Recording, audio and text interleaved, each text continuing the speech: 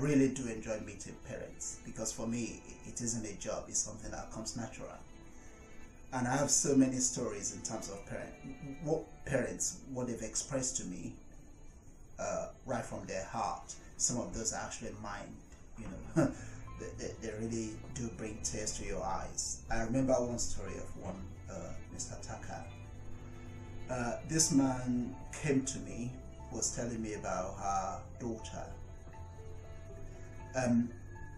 One of the things that her daughter reported to her, her daughter told her about what happened in school, and it was about the teacher looking at her, at the daughter in the eyes and saying, why then do you think that, you know, you want to go to University of London? Have you ever considered, I wouldn't mention the name, less prestigious university? And the daughter was obviously not happy, and then she went on and told the father. And then when the father came to one parent's evening and sort of tried to mention that, oh, do you think, actually the question that the father asked the teacher was, he was just asking her, do you think my daughter should be aiming to go to university? And the sad thing is the teacher actually said that actually university isn't for everybody. And you know, when that man was telling me, when I could look into his eyes and he looks into my eyes, it's really, really very sad, because I have a very vivid memory of that event when the father was telling me, you know, the sadness, I could see the sadness in his face, because we live in a world whereby, you know, a teacher, for me, a teacher should be somebody who encourages.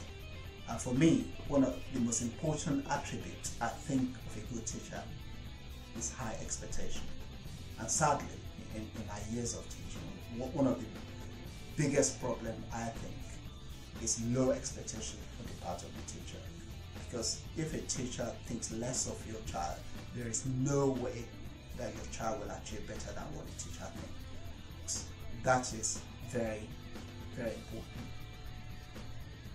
Yes, well, sometimes parents can be overambitious or perhaps too pushy, but let's look at the other side of that coin.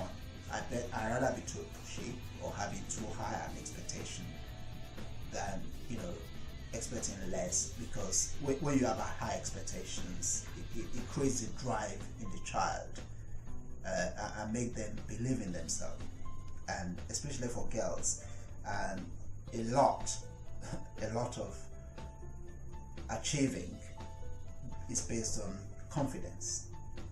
When you have low expectation, it destroys confidence completely. Back to my little story.